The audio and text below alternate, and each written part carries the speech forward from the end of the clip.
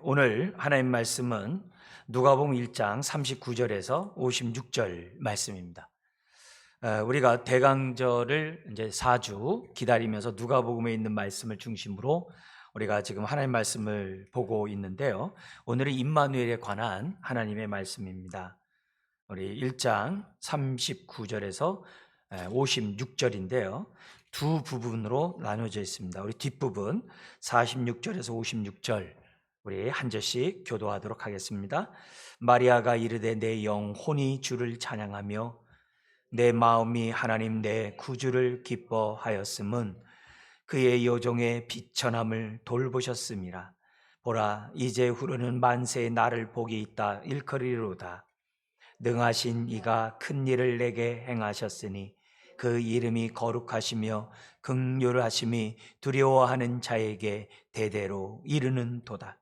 그의 발로 힘을 보이사 마음의 생각이 교만한 자들을 흩으셨고 권세 있는 자를 그 위에서 내리치셨으며 비천한 자를 높이셨고 줄이는 자를 좋은 것으로 배불리셨으며 부자는 빈손으로 보내셨도다. 그 종 이스라엘을 도우사 긍휼히 여기시고 기억하시되 우리 조상에게 말씀하신 것과 같이 아브라함과 그 자손에게 영원히 하시리로다 하니라. 같죠? 마리아가 석 달쯤 함께 있다가 집으로 돌아가니라. 아멘. 마리아 창가는 굉장히 유명한 구절이고요. 그 앞에 39절에서부터 45절까지는 자신이 잉태한 것 때문에 얼마나 한편 놀랍고 두렵겠습니까? 그렇지만 너의 친족 엘리사벳이 이미 임신했다라고 하는 그런 얘기를 듣고 지금 엘리사벳을 이런 찾아가고 그와 교제했던 이런 장면이 앞에서 나옵니다. 엘리사벳을 통해서 세리 요한이 태어나게 됐고 또 이 엘리사벳은 마리아와의 이제 친족이라는 것을 우리가 알 수 있습니다. 임마누엘이라는 것은 하나님이 우리와 함께 하신다. 그런 말씀이죠. 근데 이런 임마누엘을 제일 먼저 예언한 사람이 이사야 선지자죠. 그죠? 이사야 선지자의 임마누엘이라는 그런 예언을 하게 된 그 배경은 이 유다가 정말 이 대적의 나라로부터 정말 압제를 당하고 있고 풍전등화 같은 이런 어려운 상황입니다. 이런 상황에서 왕은 저기 인간의 어떤 이웃 나라의 군사력을 빌려 가지고 뭔가 대항하려고 하는 그런 상황에서 그러지 말라. 이제 하나님이 너희와 이제 함께 하시고 구원의 큰 역사를 이루겠다라고 하는 그런 예언 가운데 나온 것이 이제 임마누엘이라는 그런 단어입니다. 근데 이 임마누엘의 예언이 알고 봤더니 우리가 마태복음 1장에서 얘기한 것처럼 예수님이 이 땅에 오심으로 성취된 것으로 이 마태는 이제 해석을 한 거죠. 그러니까 결국 임마누엘이라는 단어는 이사야 선지자가 예언한 그 내용이었고 그것을 예수님이 이 땅에 오시면 성취된 것으로 되어 있습니다만 그 임마누엘이라는 단어는 이사야만 했느냐? 그렇진 않아요. 이미 오래전서부터 내가 너희와 함께 하시겠다.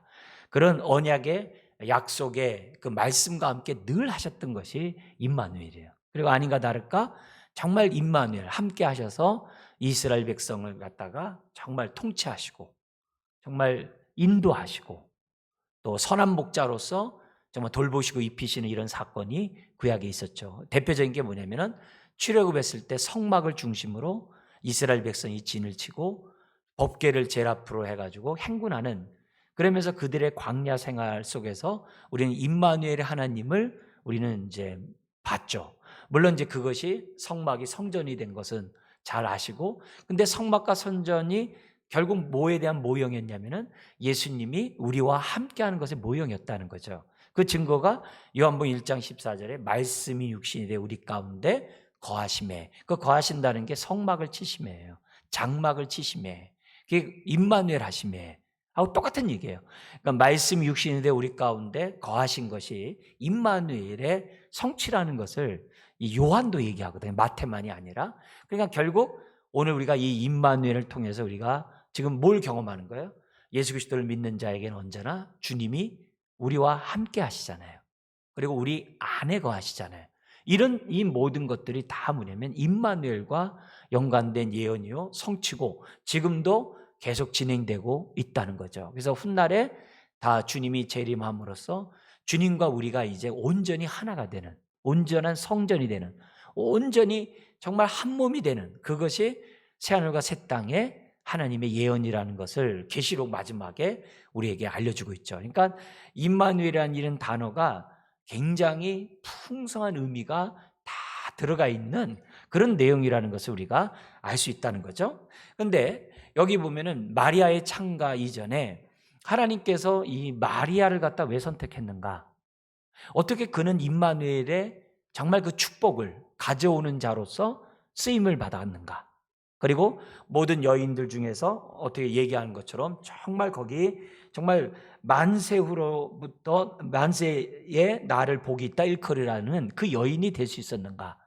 그걸 우리들이 좀 먼저 생각하는 것이 왜 중요하냐면은 다시 오실 주님, 정말 임마누엘의 완성을 이루실 그 주님을 생각하면서 오늘 저와 여러분들도 주님의 오심을 준비하는 자고 예비하는 자잖아요.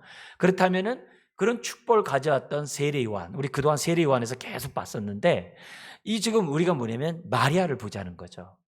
그 준비했던 세례 요한의 모습뿐만이 아니라 마리아의 모습을 보면서 어떻게 이 여인은 세례 요한은 우리 그동안 많이 봤으니까 정말 그렇게 임마누엘을 가져오는 축복의 통로가 될 수 있었는가? 그걸 우리가 먼저 잠깐 이제 보는 게 좀 필요하다고 봅니다. 그래서 누가복음 1장 27절로 우리가 잠깐 넘어가면은 이런 말씀이 있어요. 그 여섯째 달에, 그러니까 뭐냐면 엘리사벳이 임신하고 여섯째 딸이 되었을 때 가브리엘이 마리아에게 나타나셔서 이제 예수님의 잉태 소식을 알려주는 장면이에요. 거기 보면은 그 다윗의 자손 요셉이라 하는 사람과 약혼한 처녀에게 이르니 그 처녀의 이름은 마리아라. 이렇게 딱 명시를 해놨어요. 그럼 우선 마리아가 왜 임마누엘의 통로로서 사용을 받는 축복을 받았느냐 했을 때 첫 번째는 뭐냐면 다윗의 자손인 요셉과 정혼했기 때문에. 약혼과 정혼은 달라요. 정혼은 이 결혼과 다른 바가 없어요. 그래서 정혼을 파하면 그게 파혼이에요. 그래서 정혼은 그 집에 신랑이 가는 날이 그때서부터 그게 이제 결혼이 시작되는 이제 그런 이 제도가 있다는 걸 염두에 두셔야 돼요. 그러면 왜 하나님 마리아를 선택했는가? 우선 뭐냐면 다윗의 후손으로 메시아가 온다는 그 예언을 성취하시려고 마리아를 선택했다는 것을 기본적으로 첫 번째 우리가 생각해야 되고, 두 번째는 뭐냐면 28절 29절에 이제 우리가 살펴볼 수 있는 얘기인데요. 이 그에게 가브리엘 천사가 그에게 들어가 이르되 은혜를 받은 자여 평안할지어다. 하나님의 은혜를 받은 여인이라 하면서 주께서 너와 함께 하시도다 하니, 지금 함께 한다는 임마누엘 표현이 있었어요. 그러면서 처녀가 이 말을 듣고 놀라 이런 인사가 어찌민가 생각하자 이제 천사가 마리아에게 무서워 말라 하면서 38절까지 쫙 얘기를 지금 이제 하는 그런 장면이 36절까지 지금 뭐냐면 이 가브리엘 천사의 말이 이제 진행되게 됩니다. 자, 요 규절과 함께 지금 마리아의 창가를 이렇게 살펴보면 마리아는요 굉장히 생각이 깊은 여자였어요. 근데 어떤 생각이 깊었냐면은 하나님의 구원의 역사, 하나님의 예언의 말씀을 성취하시는 그 하나님에 대한 생각이 굉장히 깊은 여자였어요. 깊은 여인이었어요. 10대였는데도 불구하고. 그래서 그의 마리아 창가를 보면요 하나님의 구원의 역사를 꿰뚫고 있어요. 그리고 자신이 잉태한 사건을 그냥 단순한 잉태 사건이 아니라 하나님의 임마누엘을 성취하고자 하는 사건으로 구속사적으로 마리아가 생각을 했다는 거예요. 이거는 이 마리아가 정말 생각이 아주 깊은, 다른 말로 사려가 아주 깊은 여인이었다는 것을 우리에게 보여줘요. 우리로 표현 쓴다고 한다면은 지각이 열려있는 여인이에요. 하나님의 선하시고 기뻐하시고 온전한 뜻이 무엇인지 분별할 줄 아는 여인이었다는 거예요. 그러니까 자기의 잉태와 가브리엘 그 얘기를 통해서 구약이 꿰뚫어지는 거예요. 하나님의 구원의 역사가 꿰뚫어지는 거예요. 그렇다면은 오늘 저와 여러분들이 마리아의 이런 택함 속에서 우리들이 기억해야 될 것은 나도 우리 스데반 집사 돌 맞아 죽기 전에 그 꿰뚫는 거 보세요. 얼마나 구약의 역사를 쫙 꿰뚫잖아요. 느헤미야가 언약 갱신을 할 때, 그 에스라와 함께 언약 갱신할 때 그 레위 사람들 그 구약 막 꿰뚫잖아요. 시편 136편 여호와의 인자하심 영원하도다 하면서 그 구약을 막 꿰뚫잖아요.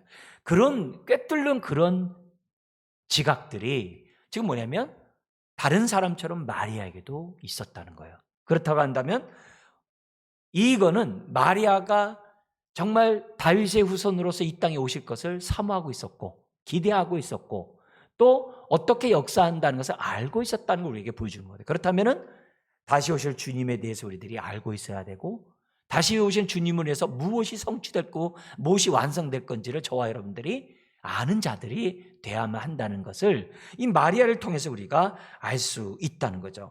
그러자 이제 생각이 굉장히 깊은 그런 모습이 있으니까 이 가브리엘 천사가 잉태하게 될 그 예수 그리스도를 설명하면서 이런 얘기를 해요. 뭐냐면은 거기 31절에 보라 내가 잉태하여 아들을 낳으리니 이름을 예수라 하라. 그러니까 벌써 이게 임마누엘 성취죠. 그가 큰 자가 되고 지극히 높으신 이의 아들이라 일컬어질 것이요 주 하나님께서 우리 조상 다윗의 왕위를 그에게 주시리니 영원히 야곱의 집을 왕으로 다스릴 것이며 그 나라가 무궁하리라. 우리가 주기도문에서 나라와 권세와 영광이 아버지께 영원히 있사옵니다라는 그런 고백과 연결돼요. 그러니까 마리아가 뭐냐면 난 남자를 알지 못합니다. 이건 이제 뭐냐면 자기가 처녀라는 얘기를 갖다 지금 얘기를 하고 있는 거죠. 그러니까 보통 생육법으로 있을 수 없는, 그러니까 보통 생육법으로 태어날 줄 아는 그런 걸 생각한 거죠. 그러니까 이런 표현을 쓴 거죠. 그죠?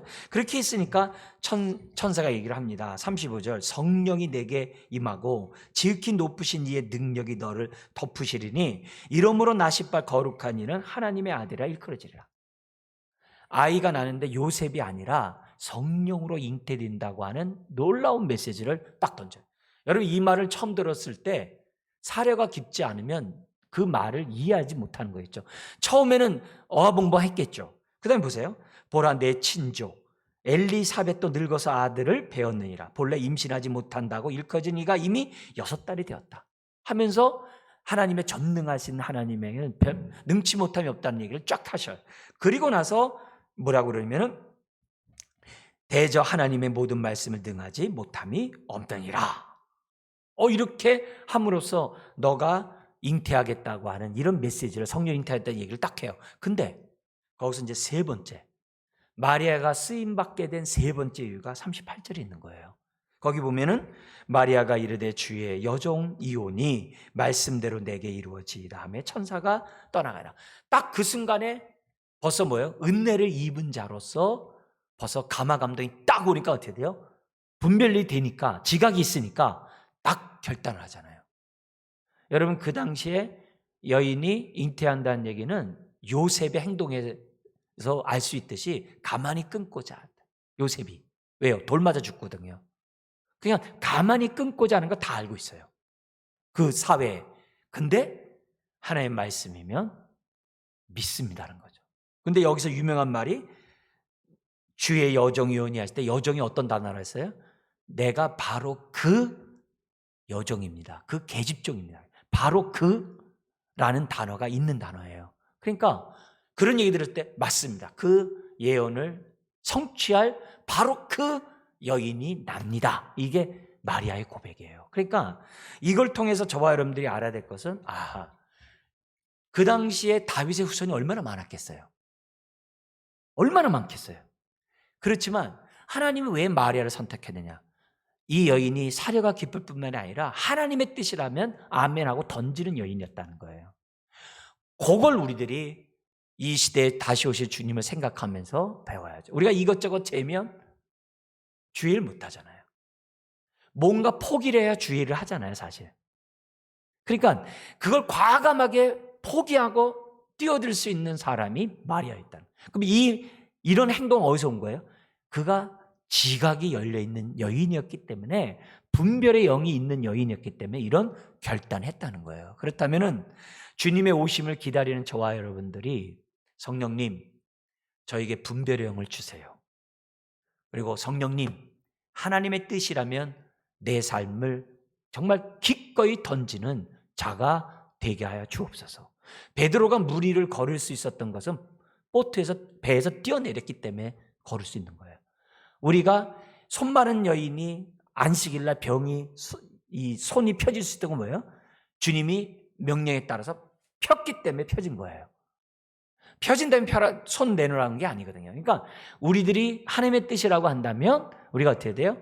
아멘 하고 내가 움직일 수 있는 믿음의 마리아와 같은 여인이 저와 여러분들이 돼야지만이 다시 오실 주님을 예비하는 대강절에 있어서 우리가 가져야 될 태도라는 것을 우리들에게 지금 가르치고 있다는 거예요. 그런 의미에서 네 번째, 우리가 과거에도 오시고 지금도 오시고 함께 하시고 앞으로도 오실 그 주님을 우리가 정말 다시 한번 생각하면서 재림에 오시는 주님을 기억하려면 우리도 마리아처럼 분별의 영을 허락하소서, 지각이 열리게 하여 주옵소서. 하나님의 선하시고 기뻐하시고 온전한 뜻을 분별하시는 자가 되게 해주십시오. 그리고 분별하면 모든 것을 버려두고 즉시 주님을 따르니라 했던 주님의 제자들처럼 저도 즉각적으로 내가 헌신할 수 있도록 은혜를 달라고 저와 여러분들이 기도해야만 할 줄 믿습니다. 자, 그러면서 우리가 한 가지 더 봐야 될 게 아까 마리아 창가예요. 이 마리아 창가 속에 그가 얼마나 분별력이 있고 지각이 있는 여인인지를 대표적으로 우리에게 가르쳐 주는데요. 46절부터 50절까지는요 1인칭이에요. 자신의 경험을 얘기를 하는 거예요. 자신의 경험을 체험하면서 이 찬양을 한 거고, 거기 이제 51절부터 55절은 3인칭이에요. 하나님의 구원의 역사를 이루신 것을 갖다가 찬양하는 거예요. 그래서 이런 내용 속에서 마리아의 이런 찬가는 오늘날 성가대에서도 많이 부르고 우리가 크리스마스가 되면 많이 보는 본문 중에 하나입니다. 거기서 보면은 46절 47절 영과 마음, 이 얘기는 뭐냐면 전심으로 온 삶을 다 드려 하나님을 찬양한다 그랬어요. 이거는 은혜를 받으면 이렇게 되죠. 해야 된다 하는 게 아니라 은혜를 제대로 깨달으면, 은혜를 제대로 받으면 이런 차이 나오죠. 그러니까 우리가 크리스마스 성탄절을 찬양할 때 기본적으로 우리들의 찬양이 어떻게 되느냐, 영혼과 마음으로 찬양하는 이 성탄절이 돼야 되는 거죠. 그래서 그렇게 하면서 주님을 기뻐하면서, 기뻐하는 이유를 두 가지를 얘기해요. 첫 번째는 뭐냐면은 나를 돌보셨다는 거예요. 근데 어떤 나냐? 여종의 비천함을 돌보셨대요. 나를 돌보셨다라고 지금 명확하게 지금 말하고 있는 거예요. 나를 갖다가 돌보셨다. 그러니까 그것도 여종의 이 비천함. 보라 이제후로는 만세의 나를 복이 있다 일컬으다. 이 찬양의 첫 번째는 하나님의 임마누엘 속에서 뭐가 있어요? 언약의 약속을 신실하게 지키신 분, 선한 목자로서 자기 양들을 돌보시는 분, 이게 들어가 있잖아요. 이 돌보심이라는 단어가 자기가 체험한 엄청난 일이죠. 그리고 다윗의 후손에 그렇게 많은 후손들이 있고 하필이면 자기에게, 그것도 뭐예요? 나사렛에서 사는 자기에게. 왜냐면 그 당시 나사렛은 나단의 얘기한 것처럼 거기 무슨 선한 것이 나겠느냐 하는 그곳이 나사렛이거든요. 그러니까 그 나사렛 여인인데 그것도 뭐예요? 이사야 선지자가 나사렛 동네를 예언해 놨어요. 그러니까 가장 비천한 동네에서 가장 비천한 여인에게 하나님의 임마누엘의 축복이 임한 거거든요. 그걸 지금 뭐냐면 하나님이 그런 자기를 선택했다는 모습에서 자기는 그런 자라는 걸 알고 있거든요. 나사렛 출신의 그런 여인이라는 걸 알고 있거든요. 그런 모습에서 자기에게 임했다는 사실에 지금 마리아는요 할렐루야 하는 거거든요. 이거는 하나님의 구원의 역사는 오늘날도 동일한 거예요. 마리아와 같이 그렇게 비천한 곳에 하나님의 임마누엘의 축복이 임한다. 그러니까 언더스탠드가 뭐예요? 그 사람보다 밑에 있을 때 이해가 된다는 거 아니에요. 그러니까 우리가 하나님의 은혜를 입으려면은 은혜를 받은 낮은 위치에 있어야 된다는 거겠죠. 그죠? 그 얘기를 지금 하나님이 어떤 분이신지를 지금 찬양하는 거예요. 나를 돌보신 그 하나님을 찬양해. 두 번째는 뭐냐면 그런 나에게 돌보실 뿐만 아니라 큰 일을 행하신, 성령으로 잉태하게 하신 그 놀라운 일을 갖다가 찬양을 해요. 그러니까 이렇게 찬양을 하다 보니까 뭐가 나오게 되냐면 두 가지 성품을 깨닫게 돼요. 그러면서 한 가지로 모아져요. 그게 49절 하반절이에요. 뭐냐면은 자기의 큰 일을 행하신 그 하나님이 어떠냐면 거룩하시며 긍휼하대요. 그러니까 뭐가 나와요? 두려워하는 자에게 대대에 이르로다. 지금 뭐냐면 이 큰 영광이 임하는 자에게 누구냐? 두려워하는 자에게 임한다는 거야, 대대로. 근데 이 두려워한다는 단어가 원래 경외예요, 경외. 근데 경외는 하나님의 두 가지 성품에서 온다고 그랬죠? 하나님 뭐예요? 사랑과 공의. 오늘 본문은 뭐예요? 거룩과 긍휼. 이 두 가지에서 뭐예요? 죄를 회개하고 하나님을 향해 살아가는 그런 모습이 나오는 거거든요. 그게 십자가 부활이거든요. 거기서 뭐가 나요? 경외함이 나오거든요. 그러니까 오늘 하나님의 돌보심을 경험하고 오늘 하나님의 큰 일을 경험하는 자 누구예요? 경외하는 자. 경외하는 자에게 임한다라고 지금 뭐예요? 50절에 찬양의 이유를 얘기하면서 영광을 돌려요. 그러니까 오고 오는 시대도 똑같은 거죠. 그리고 나서 이 51절부터 55절까지는 하나님이 하신 일을 갖다가 3인칭 용어를 써가지고 뭐냐면 찬양을 합니다. 뭐라고 얘기하냐면 51절에 그의 팔로 힘을 보이사, 그의 팔로 힘을 보이사 뭐냐면 51절 또 53절 교만한 자를 흩으시고, 그죠? 비천한 자를 높이시고 줄인 자를 배불리시고 부자는 빈손으로 보내셨도다. 다시 말하면 역전, 전도가 이루어지는 그렇게 하나님이 하신다는 거예요. 그렇다면 우리도 어떻게 해야 돼요? 이걸 갖다가 제3자로 보면 안 돼요. 하나님은 마리아 같은 심령의 가난한 자에게 임하고 하나님은 하나님의 공의는 어떻게 돼요? 이렇게 전도가 있다는 거예요. 세상의 가치관과 전도가 있다는 것을 생각하고 우리가 뭐예요? 미리 낮은 자의 모습을 저와 여러분들이 가져야 한다는 것을 지금 뭐예요? 찬양 가운데 교훈해요. 그 다음에 두 번째가 나와요. 뭐냐면은 마음이 교만한 자를 흩을 뿐만 아니라 54절에 뭐냐면 그종 이스라엘을 도우사, 자기만 도우는 게 아니라 이스라엘을 도우사 긍휼히 여기시고 기억하시되, 즉 언약에 신실하시되 뭐라 그래요? 우리 조상에게 말씀하신 것 같이 아브라함과 그 자손에게 영원히 하시로다. 그러니까 하나님의 약속의 말씀은 변함이 없다. 그거를 지금 어떻게 돼요? 찬양을 올리고 있다는 거예요. 그래서 하나님은 마리아만이 아니라 저와 여러분들을 도우세요. 마리아를 통해서만이 아니라 마리아 같은 마음을 갖고 있는 자를 통해 일하세요. 그리고 하나님은 신실하세요, 약속에. 그래서 다시 반드시 오실 것이에요. 그걸 우리가 크리스마스를 우리가 준비하는 저와 여러분들이 반드시 가져야 될 정말 하나님의 지혜라는 사실을 오늘 다시 한번 생각했으면 좋겠어요. 그래서 우리가 짧은 시간에 우리가 이 내용을 갖다가 제가 여러분이 말씀드렸습니다만 지금 마리아가 왜 쓰임받았는가? 오늘 우리도 동일하게 성령의 충만함 속에 분별력을 달라고, 그리고 주의 뜻이라면 과감하게 결단하는 그 마리아의 모습을 주님 나도 갖게 해달라고. 그러나 무엇보다도 여기 마리아의 창가 속에서 나타나 있는 모습처럼 주님 마리아처럼 비천함에, 마리아처럼 어디에 겸손함에, 낮은 자의 그 자리에 정말 내려가는, 왜? 주님이 저 높고 높은 곳에서 이 낮고 낮은 곳에 오셨고 또 죽기까지 낮아지셨기 때문에 우리가 그런 주님을 만나려면 우리도 어떻게 돼요? 마리아처럼 비천한 여인의 위치에 있어야 한다는 것을 다시 한번 생각하면서 높아진 거, 교만한 거 주님 다 이 시간 다시 한번 회개하고 십자가에 못 박는 이 시간. 그래서 우리의 마음에 높은 것이 낮아지고 낮아진 것이 돋아지는 정말 주의 첩경을 예비하는 시온에 데려가려는 마음밭 되게 해주십시오. 우리 기도하는 우리 네 번째 주일이 되었으면 좋겠습니다. 기도하겠습니다.